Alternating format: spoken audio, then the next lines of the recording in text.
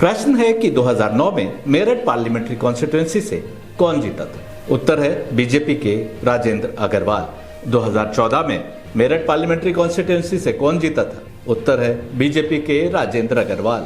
अच्छा, फिर 2019 में मेरठ पार्लियामेंट्री कॉन्स्टिट्यूएंसी से कौन जीता?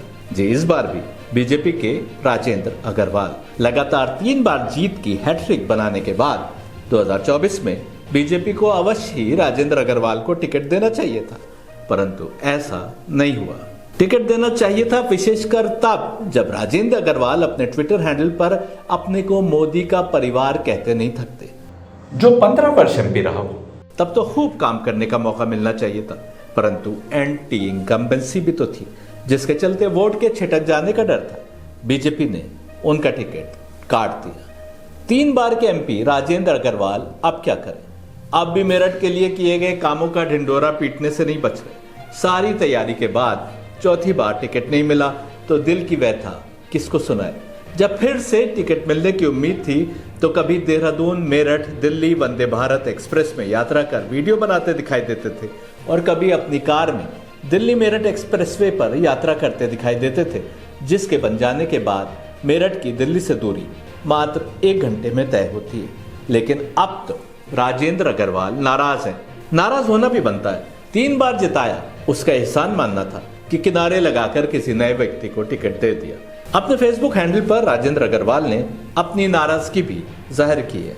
जानते हैं कि अब उनके स्थान पर टिकट राम का किरदार निभाने वाले अरुण गोविल को मिला है, इसलिए उन्होंने अपनी नाराजगी भी किसी फिल्मी डायलॉग की तरह जग जाहिर की। फेसबुक पर उन्होंने क्या लिखा, सुनिए। जो जिंदा पार्टी होती है वहां नाराजगी होती है। जो अलोकतांत्रिक पार्टियां हैं उनमें कोई नाराजगी नहीं होती। नाराज होने की कोई हिम्मत भी नहीं करता, उनको पार्टी निकाल बाहर करती है। वाह, इस फिल्मी स्टाइल डायलॉग के साथ तो आपने अरुण गोविल को भी मात दे दी। वैसे बता दें, बीजेपी में नाराजगी दिखाने पर पार्टी से बाहर नहीं निकाला जाता, ये दुरुस्त है। ईडी को चाय पीने पर भेज दिया जाता है। एक बहुत ही रोचक बात यह है कि जहां बीजेपी ने मेरठ से 3 बार लगातार जीते एमपी को टिकट नहीं दिया, तो वहीं समाजवादी पार्टी ने जब बीजेपी की बराबरी करने की ठानी तो उसके पास जीते हुए कैंडिडेट तो थे नहीं। उसने 2024 का चुनाव लड़ने के लिए 3 बार कैंडिडेट्स ही बदलकर बताने की कोशिश की कि हम भी किसी से कम नहीं। हमने मुरादाबाद में कैंडिडेट बदला, मेरठ में 3 कैंडिडेट्स को अलग अलग समय में एक ही सीट से टिकट देने की घोषणा की और कोई भी कैंडिडेट पार्टी छोड़कर नहीं गया। जाए कहां ये, जब कोई तीसरा है ही नहीं मैदान में और बीजेपी में जाने का कोई लाभ नहीं। मेरठ पार्लियामेंट्री सीट के लिए सबसे पहले समाजवादी पार्टी ने भानु प्रताप सिंह के नाम की घोषणा की थी।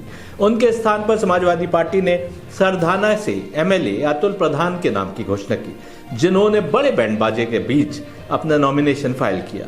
प्रधान को टिकट देने के पीछे जो कारण बताया गया था वो ये कि इनका मेरठ वासियों से गहरा कनेक्शन है। तो क्या पहले कनेक्शन देखे बिना ही टिकट पकड़ा दिया था? अतुल प्रधान को इलाके में जॉइंट किलर की उपाधि मिली हुई है, क्योंकि उन्होंने सरधाना से बीजेपी के तेज तर्रार लीडर संगीत सोम को 2022 असेंबली चुनाव में 18,000 से अधिक वोटों से हराया था। लेकिन नॉमिनेशन का समय समाप्त होने से बस कुछ ही घंटे पहले समाजवादी पार्टी ने मेरठ की पूर्व मेयर सुनीता वर्मा को टिकट देने की घोषणा कर दी। कारण ये कि उनके जीतने के चांसेस अधिक हैं। बीजेपी ने इस सीट पर रामानंद सागर के टीवी सीरियल रामायण में राम का किरदार निभाने के लिए प्रख्यात अरुण गोविल को टिकट दिया है, जो मेरठ को अपना होम टाउन बताते हैं। 72 वर्षीय गोविल मुंबई के अंधेरी वेस्ट इलाके में वर्सोवा में रहते हैं और उनका वोटर कार्ड भी वहीं का है। मेरठ उनका होम टाउन ऐसे है कि उन्होंने 1966 में मेरठ के गवर्नमेंट इंटर कॉलेज से कक्षा 10 पास की थी। फिर 12वीं और बीएससी उन्होंने यूपी के ही किसी दूसरे शहरों से की और फिर सीरियल में काम मिल गया तो मुंबई में जा बसे। अरुण गोविल मेरठ के हैं जरूर, लेकिन 58 वर्ष हुए मेरठ छोड़े। मेरठ के अधिकांश वोटर्स का उस समय जन्म भी नहीं हुआ हो। मेरठ की गलियां कूचे अरुण गोविल को कितना याद है वही बताएंगे। वैसे वो जमाने गुजर गए जब गलियां कूचे और हर इलाके के प्रमुख लोगों को जानने से इलेक्शन में कोई प्रभाव पड़ता था। अब तो सोशल मीडिया का जमाना है। कास्ट और धर्म के नाम पर वोटों का बड़ा हिस्सा अपने नाम करने का जमाना है।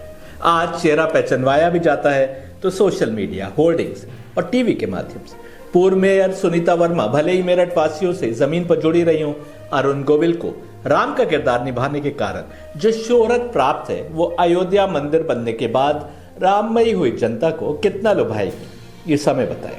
2024 में होने वाले लोकसभा चुनाव में 3 ही कैंडिडेट्स चुनावी मैदान में। बीजेपी के अरुण गोविल, समाजवादी पार्टी की सुनीता योगेश वर्मा और बहुजन समाज पार्टी के देवव्रत त्यागी।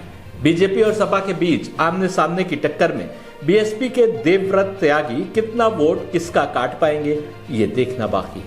आपको बता दें कि मेरठ लोकसभा कॉन्स्टिट्यूएंसी के तहत 5 विधानसभा कॉन्स्टिट्यूएंसीज आती हैं। 2 पर समाजवादी पार्टी का कब्जा है और 3 पर भारतीय जनता पार्टी का। किठौर सीट समाजवादी पार्टी के शाहिद मंजूर के पास है। मेरठ कैंट सीट बीजेपी के अमित अग्रवाल के पास है। मेरठ सीट समाजवादी पार्टी के रफीक अंसारी के पास है। Meerut south seat Bharatiya Janata party के सोमेंद्र तोमर के पास है तथा हापुड़ सीट भारतीय जनता पार्टी के विजय पाल अर्थी के पास। 1952 से अब तक 17 बार लोकसभा के लिए चुनाव हुआ है तथा एक बार 1991 में इलेक्शन दंगों के कारण रद्द कर देना पड़ा था। अब तक 7 बार कांग्रेस और 6 बार बीजेपी उम्मीदवार इस सीट से जीते हैं। 2004 में बीएसपी के मोहम्मद शाहिद अखलाक ने जीत दर्ज की थी। 2009 से ये सीट लगातार बीजेपी के राजेंद्र अग्रवाल के पास है, जिनको 2024 में टिकट देना बीजेपी हाईकमान ने उचित नहीं समझा। 2009 में इस सीट पर एक दूसरे का वोट काटने के लिए 15 से अधिक प्रत्याशी मैदान में थे। 2,32,137 वोट प्राप्त करके बीजेपी के राजेंद्र अग्रवाल ने जीत दर्ज की थी। बीएसपी के मलूक नागर 1,84,991 वोट पाकर दूसरे स्थान पर और समाजवादी पार्टी के शाहिद मंजूर 1,83,527 वोट पाकर तीसरे स्थान पर थे। 2 अन्य कैंडिडेट्स कांग्रेस के राजेंद्र शर्मा और मोहम्मद शाहिद अखलाक ने 25,000 से अधिक वोट काटे थे। 2014 में फिर चुनाव हुआ तो राजेंद्र अग्रवाल ने 2 लाख से अधिक वोटों से बीएसपी के मोहम्मद शाहिद अखलाक को हरा दिया, लेकिन राजेंद्र अग्रवाल को मिले 5,32,991 वोट तो मोहम्मद शाहिद अखलाक को मिले 3,06,55 वोट। एसपी के शाहिद मंजूर को मिले 2,11,759 वोट और कांग्रेस की नगमा को मिले 42,911 वोट, जबकि आम आदमी पार्टी ने भी कैंडिडेट खड़ा कर रखा था जिसने करीब 12,000 वोट झटक लिए थे। अखिलेश यादव इसी डायनेमिक्स पर काम कर रहे हैं और चाहते हैं कि यही डायनेमिक्स उनके हित में काम करे। जो कोई कैंडिडेट भी नॉन बीजेपी वोट को एक कर सके वही चुनाव जीत सकता है। बीएसपी क्योंकि दौड़ में नहीं है, इसलिए उम्मीद की जा रही है कि बीएसपी कैंडिडेट को अधिक वोट नहीं मिलेंगे और बीजेपी को न पड़ने वाला वोट अधिक चांस है कि सुनीता वर्मा को मिल सकता है। ऐसे में अगर एंटी इनकम्बेंसी के कारण बीजेपी के कुछ वोट कटते तो समाजवादी पार्टी की जीत सुनिश्चित होने के चांस बढ़ जाते। यही कारण है कि 3 बार जीत प्राप्त किए राजेंद्र अग्रवाल का टिकट काटना बीजेपी हाईकमान की मजबूरी होगी। बीजेपी उम्मीद कर रही है कि अरुण गोविल राम मंदिर और राम के नाम पर अधिक वोट खींच पाएंगे। 2019 का चुनाव भी सामने रखा जा सकता है। गैर बीजेपी वोट नहीं कटा तो बीजेपी के राजेंद्र अग्रवाल को केवल 5,000 वोटों से ही जीत प्राप्त हो सकी थी। इस चुनाव में बीएसपी और समाजवादी पार्टी मिलकर चुनाव लड़ रहे थे और इस कारण गैर बीजेपी वोट एक जगह पड़ा। बीजेपी के राजेंद्र अग्रवाल को मिले 5,86,184 वोट और बीएसपी के हाजी याकूब कुरैशी को मिले 5,41,455 वोट। तीसरे नंबर पर कांग्रेस के हरेंद्र अग्रवाल मात्र 34,479 वोट पा सके। नोटा यानी नन ऑफ द अबव में 6,316 वोट डल गए, जो कि पहले और दूसरे नंबर पर रहे कैंडिडेट्स के वोट में अंतर से अधिक था। इन समीकरणों को देखते हुए मेरठ से समाजवादी पार्टी की कैंडिडेट सुनीता वर्मा के लोकसभा पहुंचने के अधिक चांसेस नजर आ रहे हैं। उसका एक कारण यह है कि अरुण गोविल के राम के रोल करने का आकर्षण अब कम हो चुका है। जनता चाहती है कि उस व्यक्ति को चुनकर पार्लियामेंट भेज सके जो उनके बीच का हो, जिस तक वो जब चाहे पहुंच सके। सुनीता वर्मा मेयर रह चुकी हैं और स्वयं मेरठ की है और उम्मीद की जा रही है कि गैर बीजेपी वोट इस बार भी एकजुट पड़ने जा रहा है।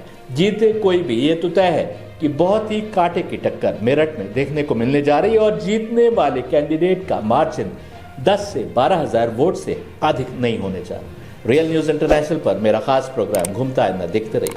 चैनल को सब्सक्राइब नहीं किया है तो कर लीजिए।